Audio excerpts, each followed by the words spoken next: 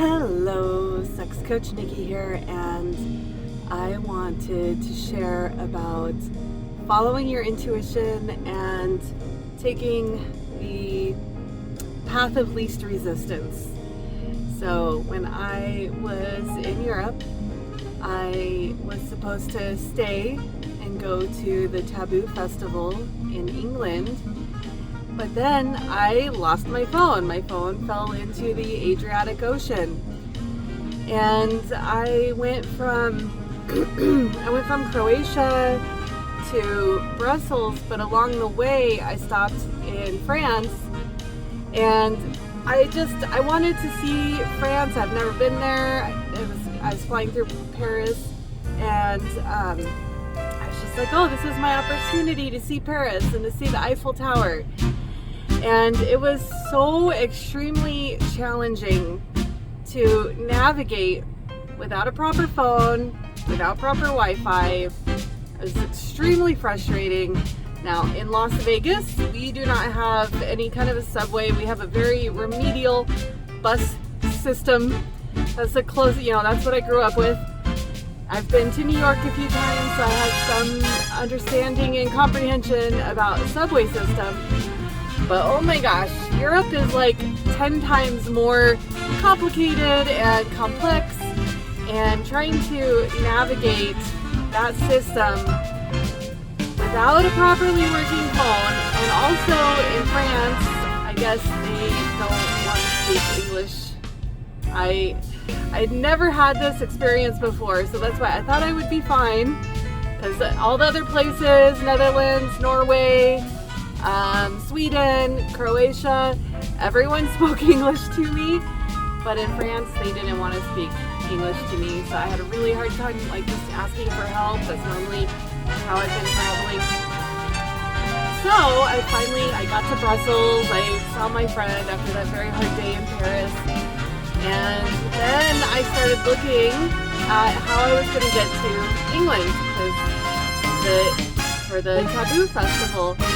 And when I started looking at all the different transfers and all the different steps I was going to take, I was just like, maybe I could do this, and also it seems hard. And then the other thing is, I didn't have my cell phone number.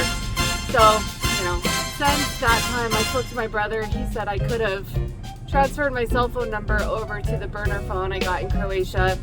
But in that moment, I did not have that solution in my mind. And thinking about spending another week in Europe without my cell phone number, and also making all those travel arrangements without a proper map to help me, I decided there were too many obstacles. Plus, emotionally, my nervous system was super whacked from that day in Paris. By that time, I felt like just a raw nerve. When I was in Brussels, I didn't want to go anywhere. I just wanted to stay in the apartment and rest and recoup. So once I saw the complexity of what I was going to need to do to make it over to Glastonbury, I was like, okay, I surrender. And also, not having my cell phone number, I just felt like it wouldn't be good, because I do session work, so I schedule with people through text primarily, and I knew that none of my people would be able to be getting me. And so, during that last week, I would be missing any of my opportunities to set up business for when I got home. I just wasn't okay with that. So I decided to just eat the cost of the Taboo Festival.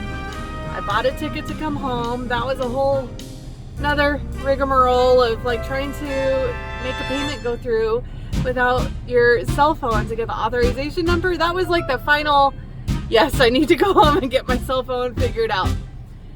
And I came home. I came home basically a week early. I would have been coming home yesterday. So today's the 21st. My original plan was to be coming home on the 20th. I ended up coming home last week. And you know what? My intuition was correct.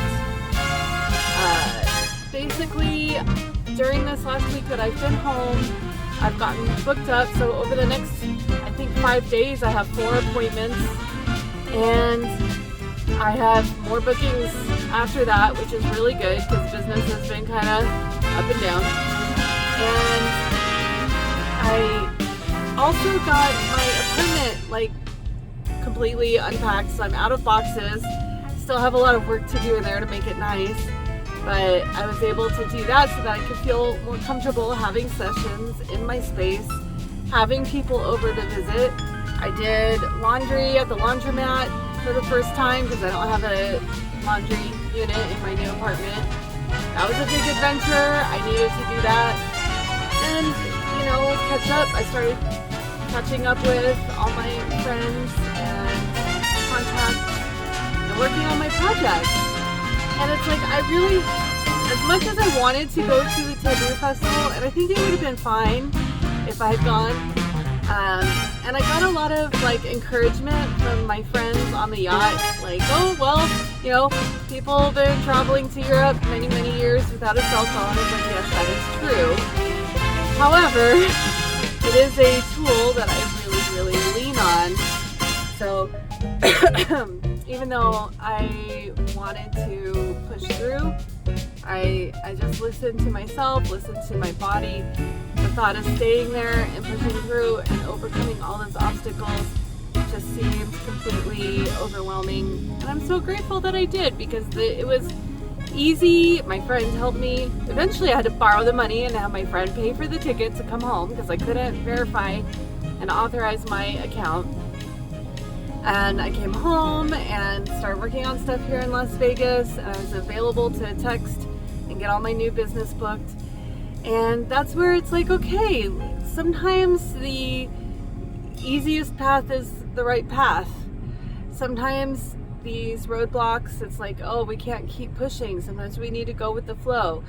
And being in surrender to the moment, and trust me, I have been in surrender a ton with losing the phone and the surrender of not, you know, the expense of the tickets to that festival, some other expenses that I had because of that lost phone.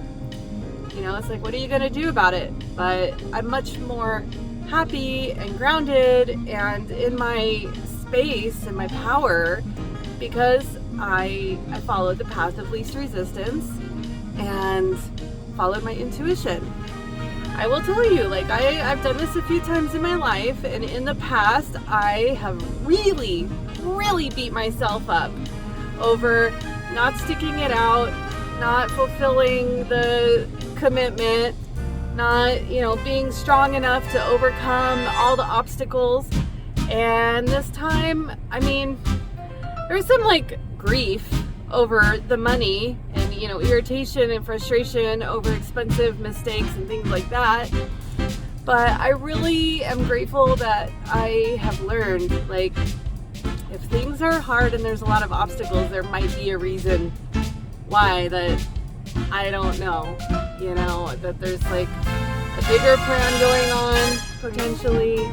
And I just, the more I can surrender and go with the flow and be in the path of least resistance, then ultimately I start seeing like, okay, this is how this could play out. This is how I can be in flow. This is how I can be in synergy with my life. And I just wanted to share about that because, yeah, I would have been getting home last night and trying to jump right back into work, provided I was even able to make these appointments, and dealing with jet lag and all of that. And so this is just much, much better. All right, make it a sexy day.